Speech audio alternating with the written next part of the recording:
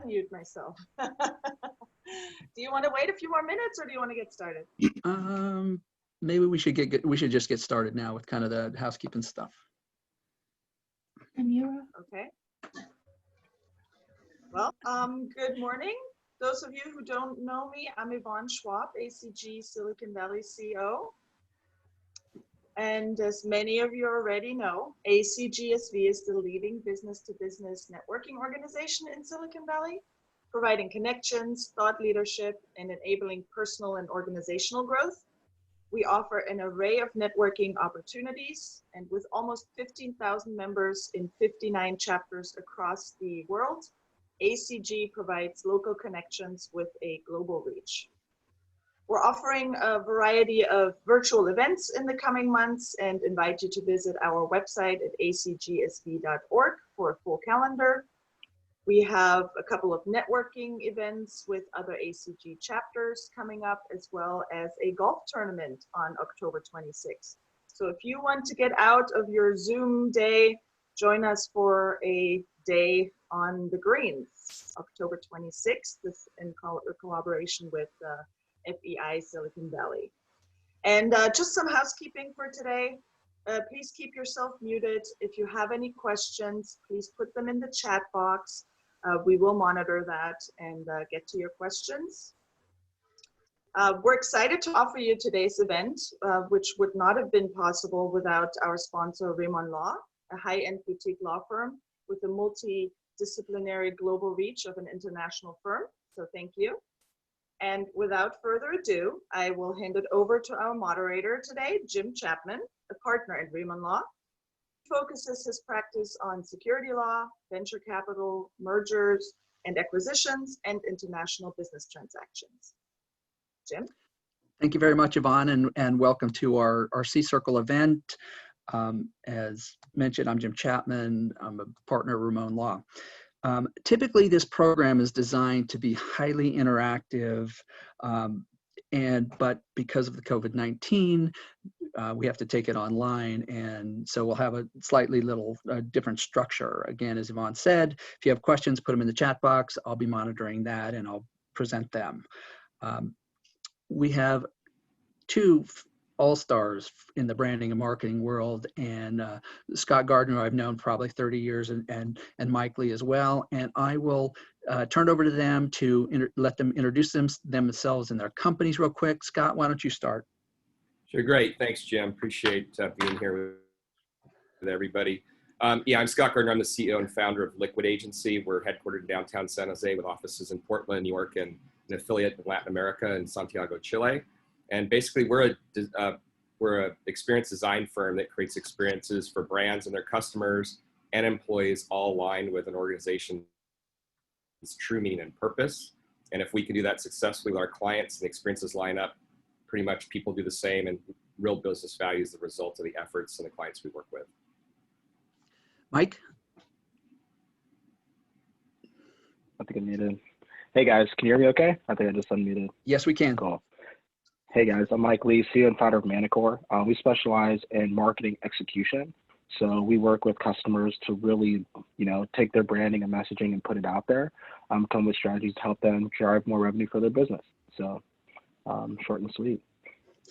Perfect. Thanks, Mike. So I don't probably have to tell anybody that this is a unique environment, but during a time like this of economic and political turmoil, every company faces a tremendous challenge in building and protecting its brand and positioning itself for success in such a difficult environment. I cannot remember seeing such a tumultuous environment. And I was a young lawyer in the late 80s, early 90s when we had that terrible recession. I was there for the dot-com bubble and blow up in 2001 and the financial meltdown in 2008. And here we find ourselves where we are. And it's not only is the country still in the midst of the COVID-19 pandemic and economic disruption caused by shutting down half the economy or more, and the shelter-in-place rules and all of the social challenges that caused, but we see building tensions between the U.S. and China.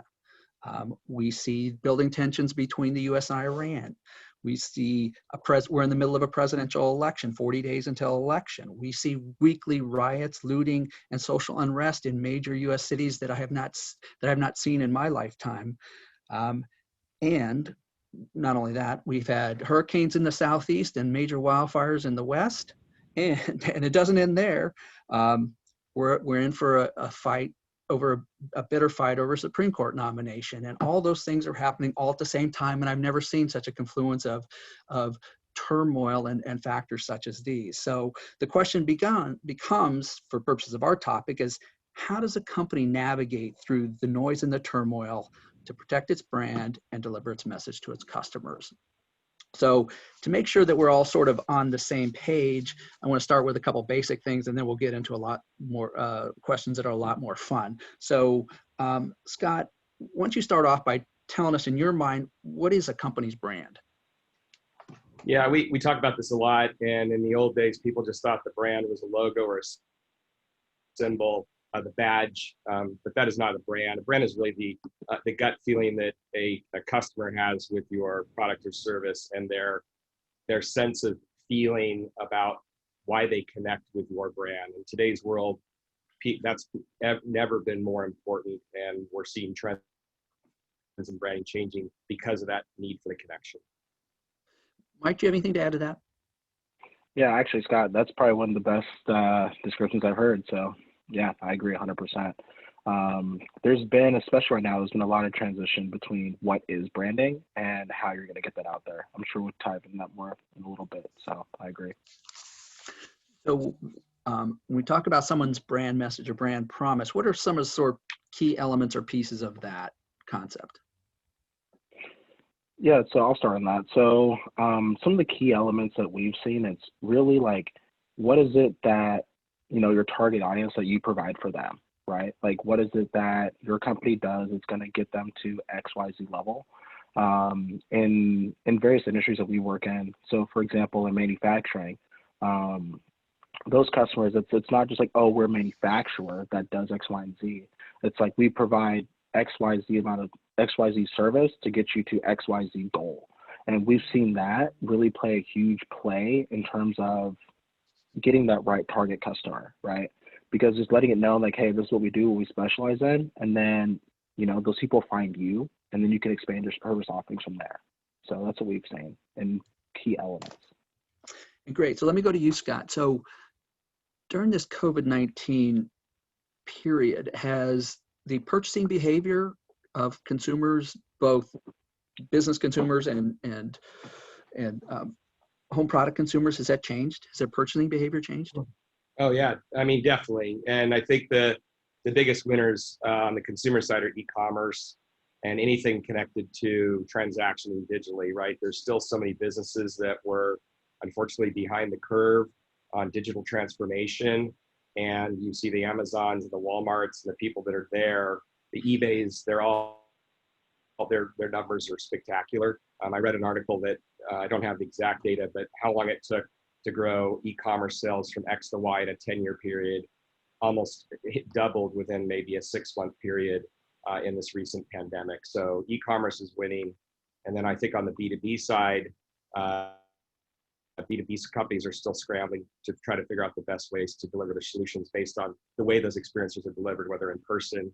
If they're delivered digitally, obviously an advantage. We see software companies doing very well as well. And so I know one of the companies you mentioned is a client of Liquid's. Do you have any idea approximately how much money they spent on the digital transformation to enable their e-commerce capability to take advantage of a time like this? On the Walmart side? Yeah.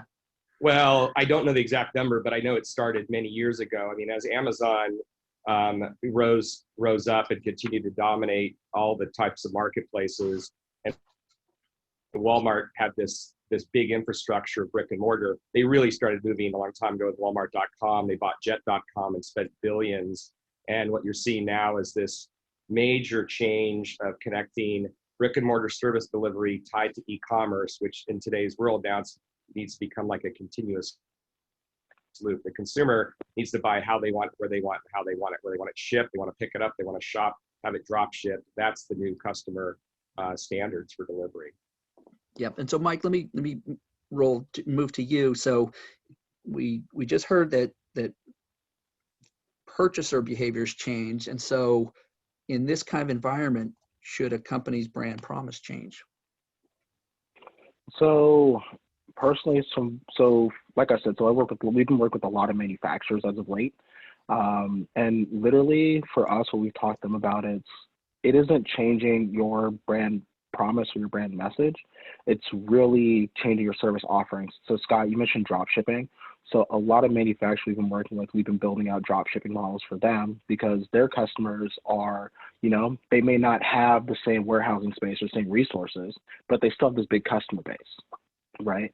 So with them, it's like, hey, expanding your service offerings that still tie into your brand messaging and promise, because the last thing you want to do is really change, to your customers. It's really adding more services to add more value. So. Great. And Scott, do you have anything to add to that? No, I mean, I just think that, a promise is basically a pledge that creates customer expectations. But the key thing is the employees have to deliver on that, right? It's not just customer focused. And what we're seeing is a trend where companies weren't that great at connecting the employee to the brand of the customer. But in today's world where the customer wins, the employee connection has to be great. So we're seeing a lot of movement on how companies are mobilizing their workforces to deliver a better customer experience. And in today's world, now it's exponentially pressured by a need to also change delivery models. So there's a lot of investment going on the employee side right now to understand and deliver on the brand promise. And so that's to create a better customer experience then? Yes, for sure. Yeah, because I'm sure everybody's experienced it where back in the day, Target did some wonderful advertising and you go to the store to buy this product that you saw in the front cover of a magazine, and then you go to the shelf and there's one broken sample, right? And you ask the employee, where are these? Like, I don't know. So that's a big disconnect between a promise they're putting out in advertising, what the brand stands for, and actually the customer experience is not delivered. In today's world, CX is king, because without a great customer experience, they have too many options to switch, and it's too easy for people to switch in today's world. Right. Got it. And so in this kind of uncertain environment, historically, we've seen companies scaling back, hunkering down, focusing on core customers. One, I'd like, Scott, let me start with you and then I'll go to you, Mike. I'd like you describe what are you seeing in that regard? And then how are you advising your clients? Are customers scaling back? Are they moving forward, or what's happening? Or spend? Or are you talking more about kind of their strategies, or a little bit of both? Well, both the mainly on the financial side. What's the spend happening, and then that strategy has an impact on that. Yeah, I mean, we've seen with a lot of clients, and Walmart is an example. It's one of our bigger clients. We've been with them for 6 years. I mean, obviously they're an essential business, so their needs went way up. And we handle a lot of employee strategy for experience and communications across over 2 million associates. And yes, our teams were busy working, nights and weekends to help them, communicate to their employees what their position was due to the early days of the pandemic. And we saw a lot of other brands go through different phases of, first we have to let people know what we're doing, we're open. Then they moved to, we're sympathetic, we're empathetic, and here's why. And then they're now moving into a new phase of like introducing new probably product, services, and offerings to compete in a marketplace that's very unstable. And Mike, what are you saying? So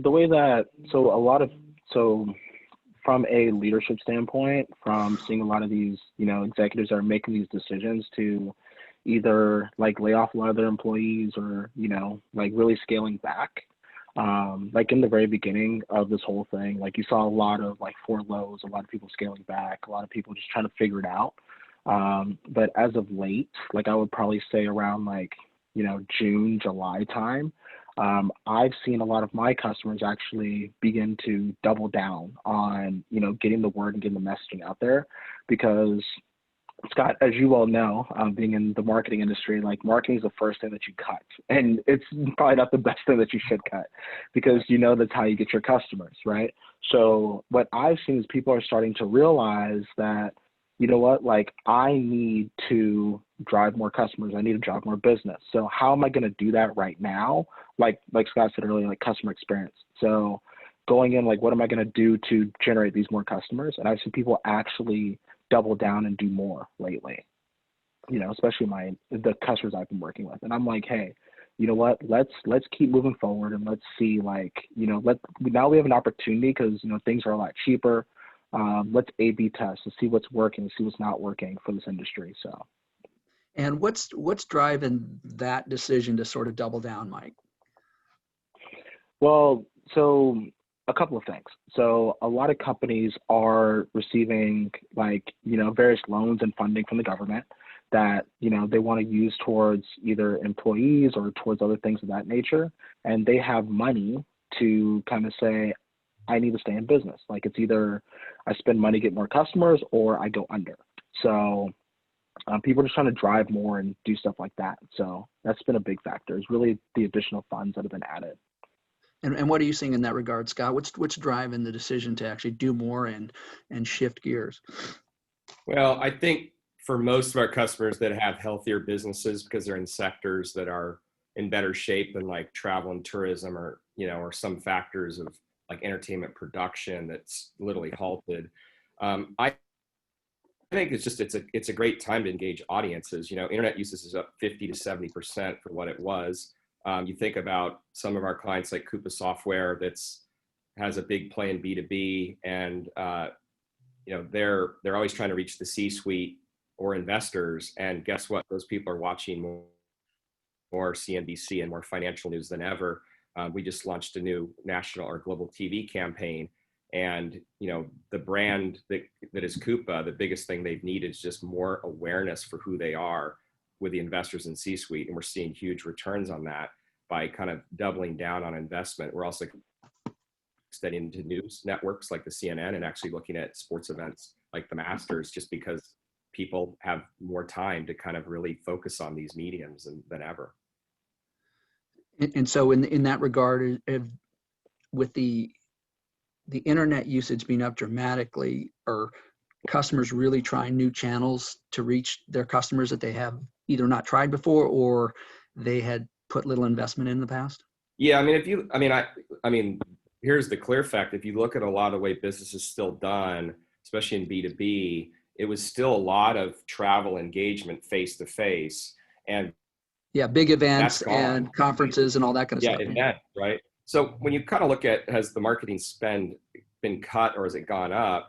I think it's just been, for good companies, it's reallocated. If you all of a sudden have all these big events that cost tens, if not hundreds of millions of dollars to produce all of that in your budget, I go, okay, what do I do with that money now? And you're going back to digital channels, and people are absorbing entertainment, gaming, news, media, right? So how do I go and find a way to reach them there? And what kind of experiences can I create that are unique to attach people to my brand? Or can I change my offerings? Nike gave away the Nike Fit app, which was something you had to pay for. They just said, we're gonna make it free for a certain period of time, which has now been a long time, because it's like an olive branch they're offering the customers to engage with the brand during these changing times.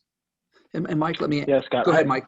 Yeah. Sorry. Yeah, Scott, I actually agree 100%. So a big line of our business was events. So we did, CES, South by Southwest, stuff like that, because we did a lot of the production stuff in terms of print and, booths and things of that nature. And, when it first came out, we're like, oh, we have these big events going on, and then, cut. And I agree 100%. It's like that money really got reallocated, because a lot of those people the people that I've been working with, we've seen them take those dollars and move them more into digital or move more into online and ways of getting that customer out there, because like we are here today, we're all on Zoom calls, and there's been a bunch of, online trade show webinars, and people are investing their money into that, and they're seeing, more return in terms of engagement, because now you guys have probably, everyone on this call has noticed that every Zoom call that you're on, it's now with intent, right? People are like, okay, we're getting on this call, we're networking, we're going to make something happen, instead of you go to an event, oh, I'm just supposed to be here because it's my job. It's well, now I need to figure out other things. So I'm on the Zoom call because I need X, Y, and Z, right? You go in with intent. This is what I do. Here's my company.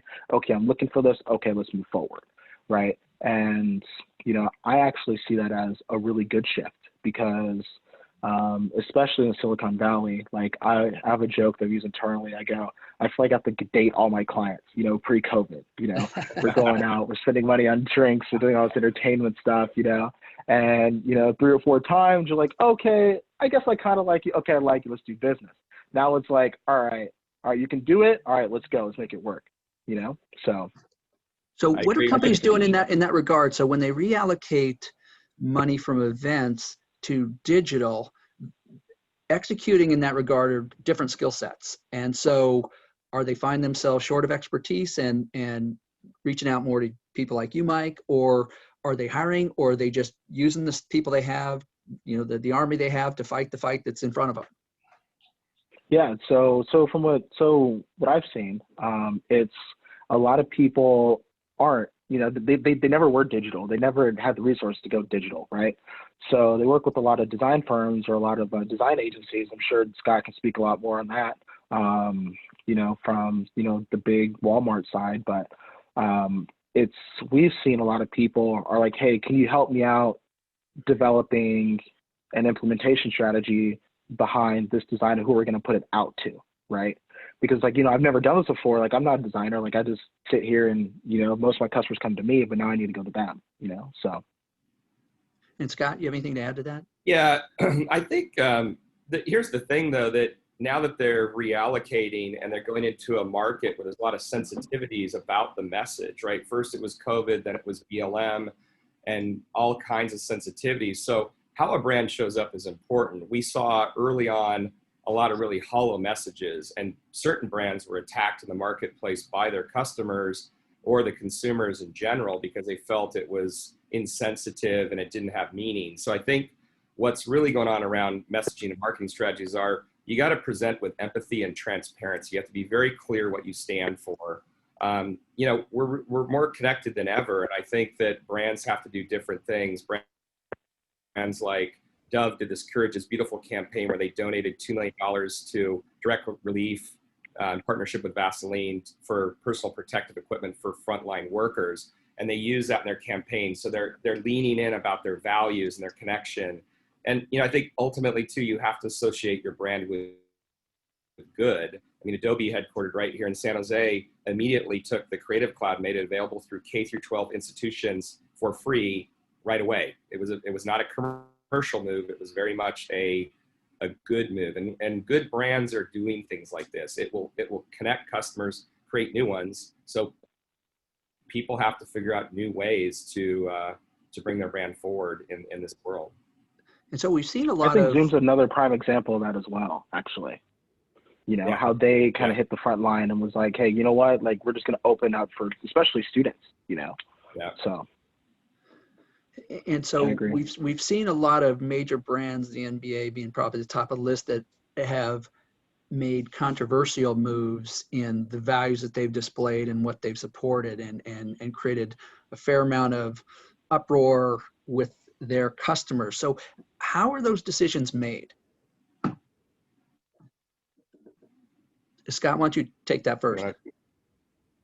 Well, I think the first thing, if you're going to go activist, so to speak, right? I think what we're talking about is people that there's a controversial subject, whether it's BLM or diversity of other issues, or even just the position on COVID.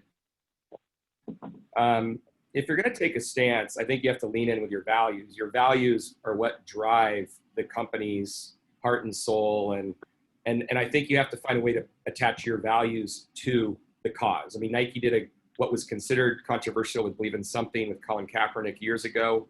And now it's come full circle that people go, wow, they were visionaries, and actually their sales are up and their engagement is up.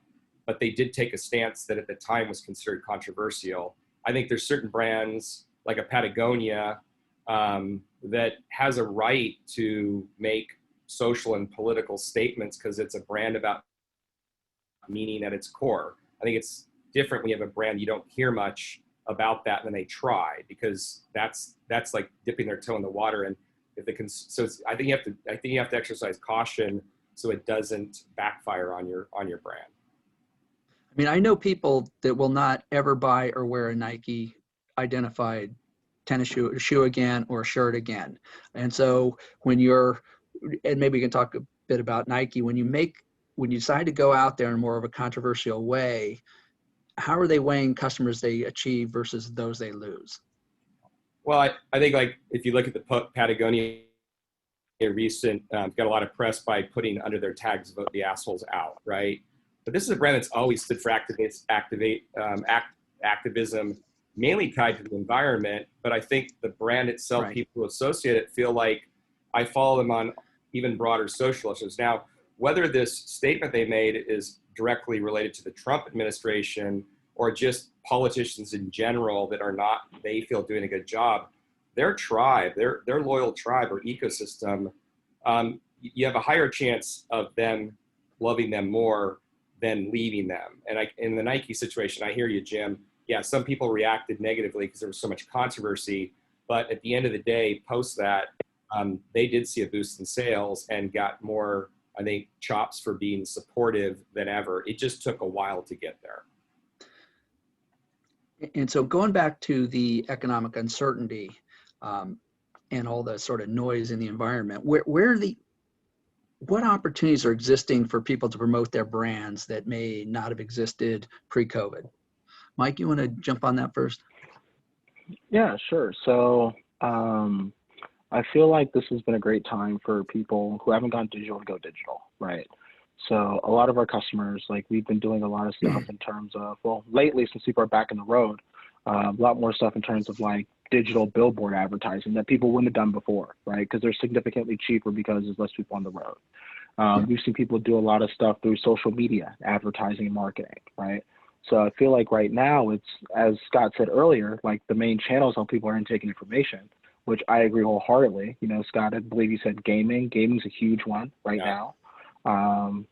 You know, social media and various other online channels how people are soaking in this information. So now people are seeing that and realizing that, you know, and they're like, you know what, let me just give it a shot and see how it works out. And some people have been very successful in that sense. So I feel like those are the next opportunities for people to really go online. What do you think, Mike, Scott? Yeah, I mean, I definitely say, you know, change the media mix. I mean, people are changing the way they live. They're changing the way they consume information.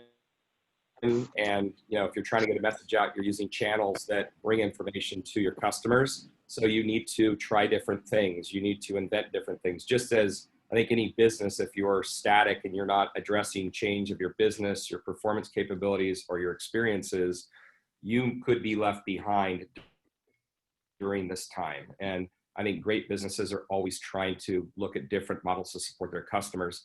And they're also trying to find more ways to kind of aggregate people that do like them or want to learn more about them and engage with them. You definitely have to engage. But again, as I said before, right now, you have to be very careful about the method you do that so you do not turn off the audience. You have to find a way to kind of find the shared value space so there's a connection. And it has to be authentic. Yeah. It has to be authentic. No, if it's not authentic, people sniff it out, especially the millennials. They will. Yeah, and that struck me as what happened early in the COVID crisis, that there was a lot of empty messaging out there that people turned people off.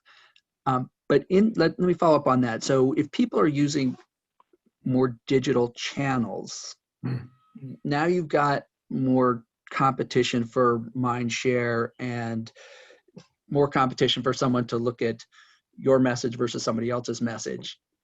What does it take to stand out in that environment? I guess we got that first. Actually, so this is what I've actually also noticed. Additionally, it's print has been another big one that's been coming out of the woodwork. So our print business has gone up significantly. We've seen a lot of people realizing that everyone's at home, right? Like, how are you going to reach someone who's at home? So we've been doing a lot of print campaigns in terms of like mailers and things of that nature, because it's like, you know, like we do a lot of stuff that's unconventional. Like I look at it, I say, okay, we have people, like, what are people doing right now? You know, and we've seen a lot of returns, you know, and for some of these businesses that are more consumer facing, it's like, okay, people are at home, so let's send them something in the mail. It looks really cool. And you're going to look at it because you have nothing better to do, being at home all day. And it's like, wow, it's a really cool product. Like, let's move it forward. So That's another one that we've seen as well. That's been going on. That's instead of really just being interesting digital. because when you think of almost the death of print media and the death of mail order advertising, going back to those channels is interesting. Scott, are you seeing any of that, or what do you think? Yeah, I mean, I think the fundamental concept of a brand, we talked about the promise. Let's talk about how brands differentiate themselves, which is where this started. And the only way you're really going to win is if you offer something unique and different that people want, right? And once you find that sweet spot and connection with your customers, then you want more people, you want more customers that follow the same kind of belief set about why they want to associate with your brand. I mean, I've been in the branding business for almost 30 years, and it's easy to be safe and alike. And it really takes courage to be different. And great brands, we talked about Nike, whether you like them or not, they're not playing a safe route. They're playing a very calculated way to take what they offer and then bring it to messages that differentiate and allow you to connect. So you can almost make a quicker decision whether you want to associate with them or not. But I think good brands find a way to get more people to stay connected and align with them than the alternative where they leave them. So I've got a question from our audience in that regard, and the question is, what factors are companies considering when they make controversial political statements like Nike? Are they considering age, gender, race, current sales? Are they making calculated decisions off data or just value-based decisions? How's that actually work? Scott, why don't you start, and then Mike, why don't you add? Well, I believe when you're talking about, again, larger brands, they do have a lot of feedback mechanisms where they're collecting data and information all the time. You can even just use social listening tools to kind of figure out what's happening in conversations about your brands. And I believe that good marketers will try to understand as much as they can about what their customers are saying they need or expect or want from the brand. And then they, again, go back to figure out, how do I connect with the brand in a certain way? If you look at BLM, and that was a really difficult time for marketers, because I think at first it was like nobody should be marketing anything. I think the first 2 weeks after Black Tuesday, there's a lot of controversy. Like, I can't believe you're even running an ad to promote something of your business.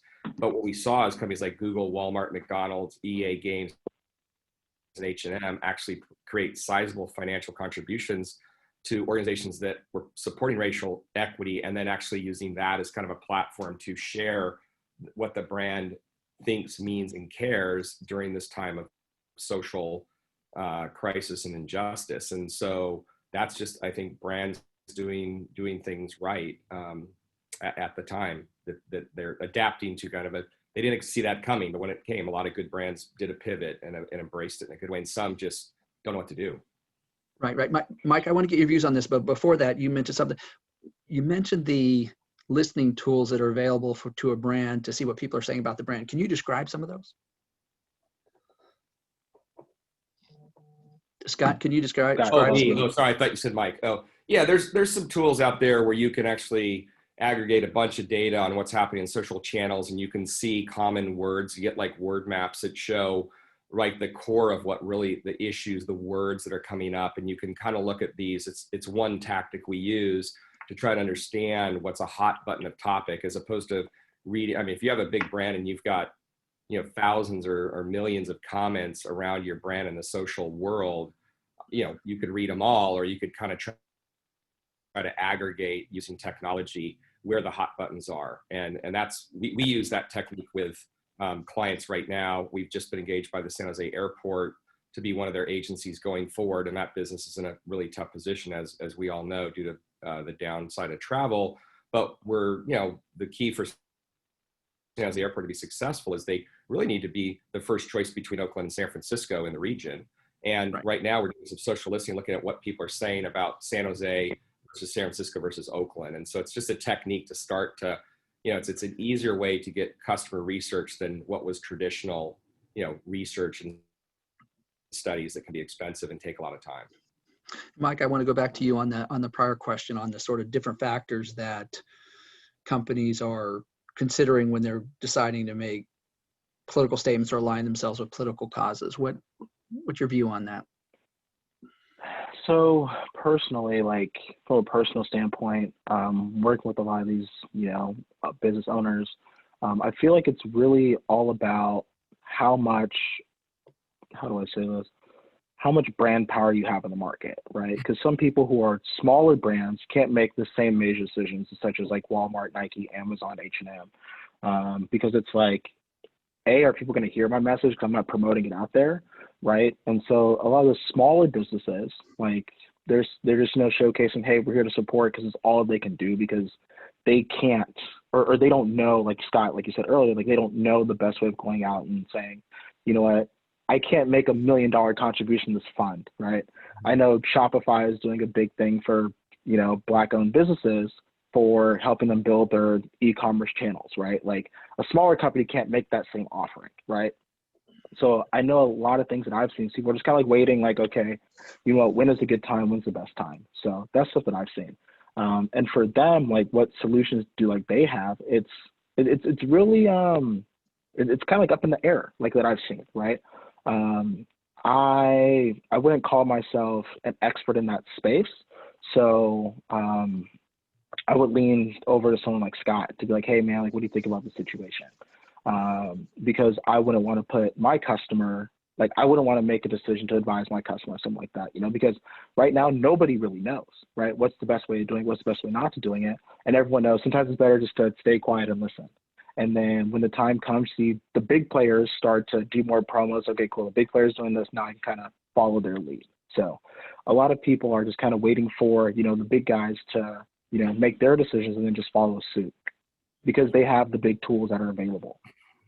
Yeah, Mike, you make a great point. And I know I've talked a lot about some very large brands, and those are brands that we've had the good fortune to work with or currently work with. But I live in Los Gatos and I look at like the local merchants and what's going on with small business and think about, like what's going on in their world, right? First of all, they're being stunned in just the basics of operating a business, right? And that is difficult. Then a lot of them, just because, especially retail, they really just didn't ever really understand how to use social media to connect with audiences. They just were open for business. And then they had to fix and pivot how to deliver like food for takeout, which they didn't even have that. So I look at the small business person and I really empathize with these entrepreneurs because I see some that are really doing amazing things to adapt their businesses to the times, right? They're really trying new things. And I see others that are just sitting and they're not changing. And I think those that are sitting and changing, I don't know if they're going to be around, but I do think when you talk about marketing and branding at the small business level, I really empathize with the business owner. They don't have the resources, they don't have the budgets, so they just have to use a lot of creativity to try to make a difference and engage audiences in their markets. And Mike, what are you seeing in that regard with what the smaller businesses are doing, whether it be manufacturing or B2C organizations? So we'll take restaurants for a great example. I like a lot of restaurants are probably one of the biggest small businesses that have suffered throughout this period, right? Because the local people that live there, they try their best to support that local restaurant, but they're like, I can save money and like eat at home, right? So you see a lot of people that have been transitioning to models that are more like, for example, ghost kitchen models, right? So where you come, pick up your takeout, and it gets DoorDash, you're good to go, right? So people are working and people are really trying to get things going, but the fact of the matter is that a lot of your favorite restaurants aren't going to be around in the next, few months. And even a lot of these other small businesses that aren't, finding ways to pivot or finding ways to kind of do unconventional strategies or things that things that they weren't comfortable doing in the past. For instance, like going online or doing things like that, like they're suffering. So in terms of small business, like it's really tough because a lot of them just kind of got blindsided, right? And there's not enough money to help them out to really like push their business forward.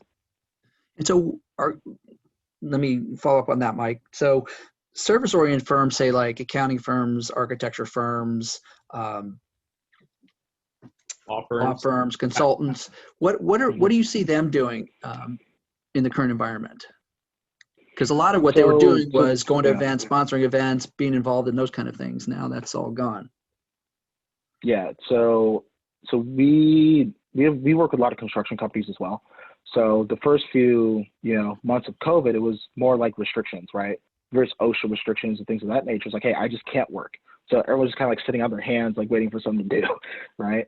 Architects from the same boat, right? Because I talked to a lot of buddies that, are architects or in that space, like, in the service-oriented space, it's like kind of like waiting around, like, all right, I have this big deal going on, but like me as a prime example, right, for events, like I, had a big opportunity, and then the person that I was working with got furloughed, and you're just kind of like, so who I report to now? She's like, well, I can't help you, So a lot of people were in that same boat of, all right, so what are we going to do? We're just going to wait it out. But now that things are kind of moving back on track, I've seen a huge increase in like podcasts, like people sharing their expertise online. Like, for example, I was on a webinar with SBO, aka the San Jose Chamber of Commerce, and a law firm was talking about, disability uses for your website. Like you didn't hear about, people talking about that pre-COVID because it wasn't such a prime factor. So people are finding out other media to share their expertise, because when the time comes, you want to work with the person who you feel as though is the leader in that space. I know we talked about competition earlier, but if you're not doing it, you're losing. Even if you're doing like, something small, you're getting the message out there and people are like, okay, cool. Like, okay, I know Jim. I've seen him online. Okay, I've seen Jim's content. I've seen, stuff that he's been doing. Okay, he's relevant. Okay, he's still doing stuff, So a lot of people have shifted to doing stuff like that.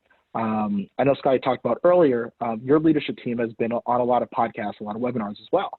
And it's still it keeps yourself established in the brand space on what you're doing, So a lot of people are shifting to that, just having content, just putting it out there, right? So that's what I've seen, and my team has seen in the service space. Very, very good. And so let me remind our attendees, make use of the chat box for any questions or comments you want to ask or throw out there. Please feel free to do so. And let me circle back to you, Scott, kind of on the service side. Are you seeing service companies doing anything different than they were doing before? Are they hunkering down, or what's happening there? Yeah, I mean, I think the answer usually in all these is everybody has to change because of the changed business climate. I mean, I know for us personally, we're a service business, professional services. We work with, tend to work with large corporate entities based in North America or emerging companies that are heavily funded. And, we've had to pivot ourselves. I mean, we realize that right away, some clients right now might not want the longer term 6-month to 8-month engagement you might invest in to kind of reshape a brand. They need something out in the market in weeks. So we had our strategy team double down and just go into kind of our own workshop swarms and build a program we call Pivot to What's Next. And this was a way to do these 1-week sprint swarms with clients to identify and address business challenges they're facing right now, whether it be identifying the problem they truly face, they need to address, or agree on kind of the opportunities in front of them, or do workshops to basically create initiatives and a roadmap of what will go into market. And we had to take Zoom as a platform, but not just Zoom itself. We had to bring other tools in, like Miro, which allows for breakout rooms and brainstorming, polling, so we can actually deliver and help a team solve problems in a week that used to take months, right? So I think without adaptation of any service business, you can't just, I think it's great if you have a business where the mainstream things are still aligned, like our clients are stable, but what about for the clients who are looking for something different? And so that's just what I'm seeing. People are trying new things, and they're trying to find new ways to engage and support customers, create value. Yeah, and I want to go back and follow up with you, Scott. Go back to this political issue with certain companies have come out against the Trump administration. Certain companies have come out in favor of the Trump administration, and whether that's good or bad, leave that issue aside. But that's a major branding decision to do that. And what have you seen, and what's your reaction to that? Yeah, I think mixing brands with politics is a slippery slope, and especially under the current climate of politics where we have such a divide in our country. I don't think I've seen anything like this in my lifetime.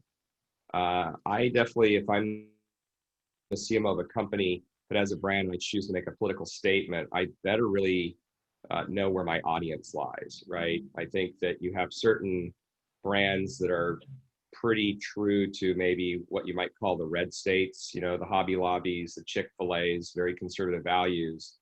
And already the brand already stands for that. So for them to kind of align with Trump, they're not taking that much of a risk, I don't think. And they would rather put their own conservative beliefs out, which goes back to their values in the market that reinforces their brand, even if they know they could alienate some customers.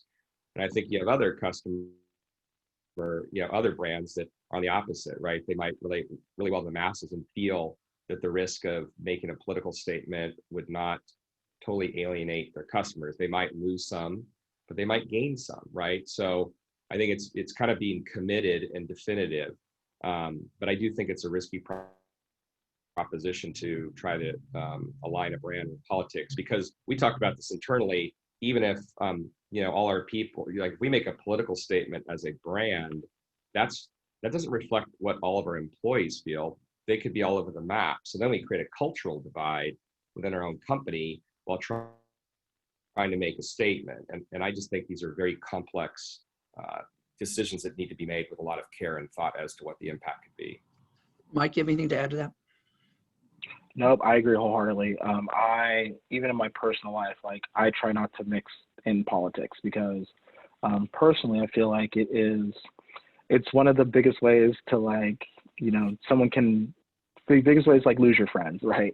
You believe something, people don't believe the same way. So, especially in this environment, like, right? Especially this environment, like I just go, hey, those reviews, I'd rather just not talk about it, just focus on what we're doing day to day, right? So, yeah, I think you brought together really good points, Scott.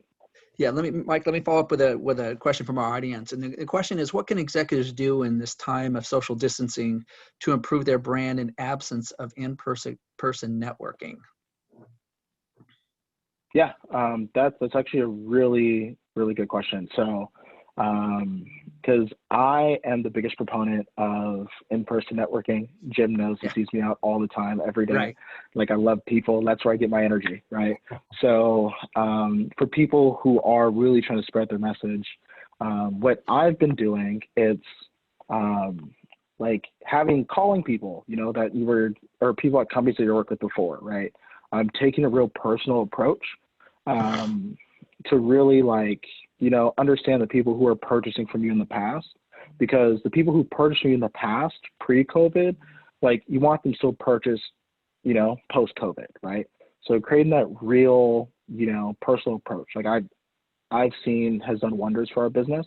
And like, hey, you know what? Wow, like, you know, a lot of people, you know, just kind of like went away and people don't know who's going away type of deal. So really just picking up the phone, right? Especially from an executive standpoint, you know, and talking to other executives like, hey, what's going on? How's it going? I just want to chat, you know, see how's it going. Just be genuine about it. From a networking side, that's the way that I've seen and that I've done for my own business that's had, you know, kind of the best genuine approach. So that's my thought. That's actually interesting, because I've told many a young lawyer, you see that black thing on your desk there? That's called a telephone. You actually can pick it up and call somebody instead of sending them an email, right? We have a great comment that I want to throw out and get your reaction to. And this is the issue of adhering to core values versus being responsive to current events. And the comment is, I believe the brand should focus on its core value as opposed to moving with every social or political trend. Scott, do you have any reaction to that kind of comment, versus being opportunistic, sure. versus being stable and kind of focusing on your core? Yeah, well, look, I mean, we do a lot of core value work with clients. It's part of one of our practices on employee experience and employee value proposition development. And core values are very long-term things. They are not, they shouldn't be changed very often. They should evolve, and you should reevaluate your core values. But a core value really starts to signify the expectations, the type of people, and how they show up at work, right? Aligned And the more you can align that across your company, you'll have like-minded people with shared purpose, and therefore you can do more as a business.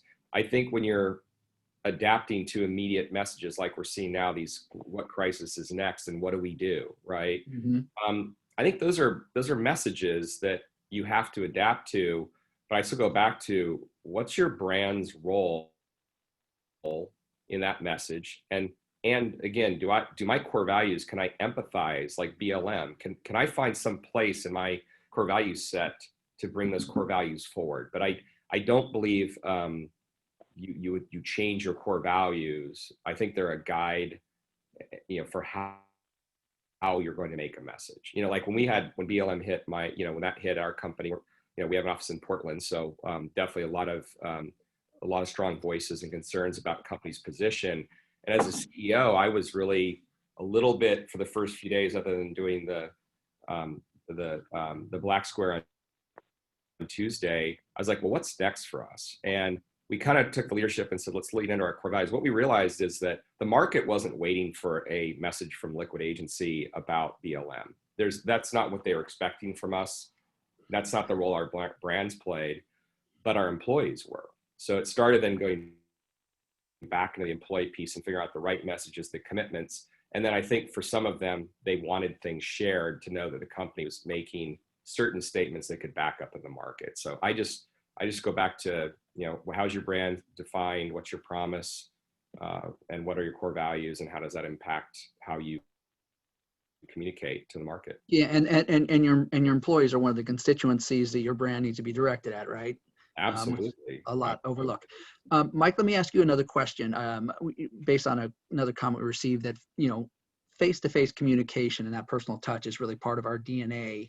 And do you believe that after the COVID crisis melts away, that in-person events are going to come back, and to what degree? So I would love for face-to-face events to come back, right?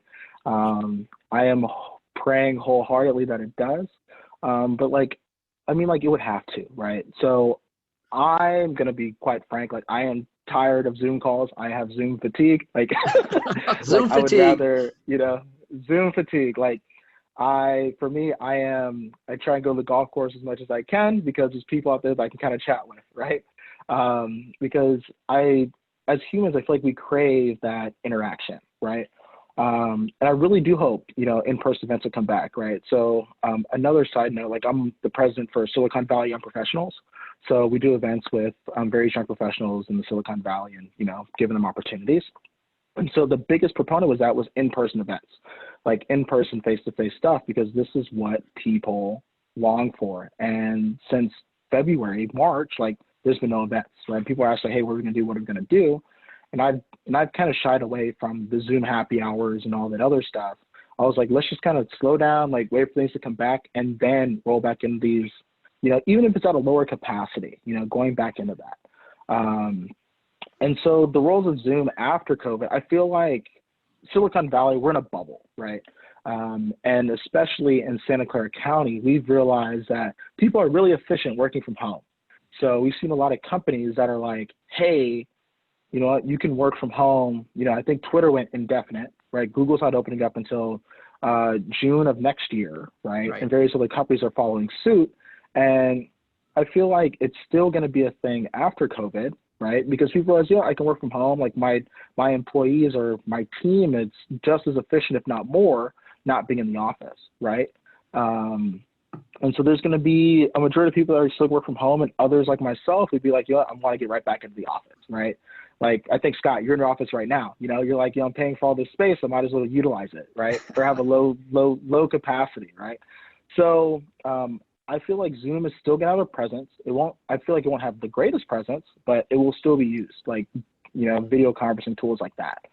So yeah. And so, Scott, let me. I've got another attendee question that I want to run by you, Scott, and that is, when you're designing your brand and your brand message, what's your best tip of how to engender the heart as well as the mind, or how do you balance those kind of different elements of building your brand?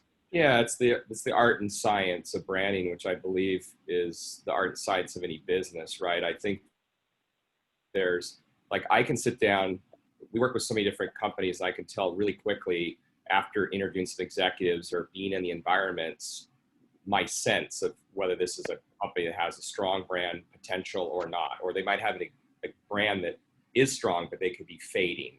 And I think the core just goes back to, you know, have you defined your brand in a way with some fundamental, we have our own process, a lot of agencies do, but have you found a way to kind of define your vision for your brand? What makes your brand different? What's your promise? And then what are kind of the attributes of the brand? Because brands are like people. They're like, are we funny? Are we serious? Are we providing information to the world? Are we a citizen? Are we, you know, like Geico, we use these brand archetype references. They're kind of like the jester as a brand. They like to make you laugh and you engage with them. And that's the art part. But the science is they've built, you know, they have business fundamentals that they work in. In fact, speaking of Geico, you know, the brand promises, we can save you 15% on car insurance in 15 minutes. That's really what they promote. And so to deliver on that promise, when you go, they have to have a pretty good digital experience where that you can actually really do it. Because if it took an hour and a half, then that whole thing falls apart. So I just think big business or small business, you definitely have to find a way to, kind of build clarification what your brand stands for with a few fundamentals. Your leadership team needs to embrace and agree. And you have to build these within your culture so your employees carry the torch, and then you have a greater chance of success. I think great brands, it's easier for them to conquer new markets and grow and get price premiums. And those that just don't figure it out, they're stuck in a very commoditized, low margin world where they're struggling to find ways to get ahead. And I believe in the power of brand. That's what I've been doing my whole career. So Mike, let me run another attendee question by you, because this is interesting. We've talked a little bit about this, but how would a small business who's been impacted financially by COVID still expand and build its brand during these difficult times? What advice would you give them? So as a small business, right? So actually I have a small business client I've been working with on something very similar.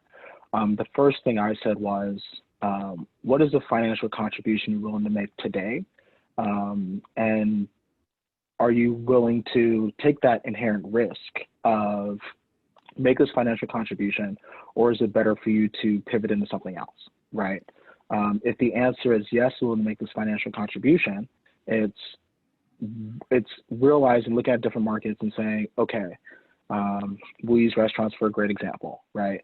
So a lot of people that I've seen in the restaurant space that are like, hey, you know what? Like, I'm not getting customers in. I don't have space for outdoor seating, right? I can't, I don't have that resource for outdoor seating. Like, what can I do to, really help and grow my business? It's like looking at things like ghost kitchens. Like, a lot of people haven't heard about ghost kitchens up until recently, right? And I'll just kind of explain it real quick. Basically, ghost kitchen is where people go online, and it's various restaurants that are still owned by one restaurant, but they're just providing, one type of food. Like, it's an Italian restaurant and a Mediterranean restaurant all out of one place, but it's branded in two different ways. And people are like, oh, I want Mediterranean food. You don't know that it's coming from, let's say Rosie's New York Pizza. They're doing Mediterranean food under a different name, and they're doing Italian food, just to really target and market differently, right? And some people are like, well, you know what? I don't want to do that because it's not my brand. I want to do that. It's not this. But as a small business, like, you have to be scrappy. Like, you, especially right now, if you don't have the same customers, like, I told that person I was working with, I was like, hey, you got to leave your pride at the door and come up with new ways of keeping your business afloat. So if you're willing to do that, that's the only way that I've seen businesses really like survive. Like, he has been doing exceptionally well. When he kind of put his pride at the door, it's like, I just want to do this. I want to get it done. I want to stay afloat, so that's what I always say. So Scott, do you have anything to add on creative advice for financially strapped companies that are looking to still build their brand and survive in the current environment? Oh, and Scott, real quick, I'm sorry to interrupt you, but it also just depends on your business, right?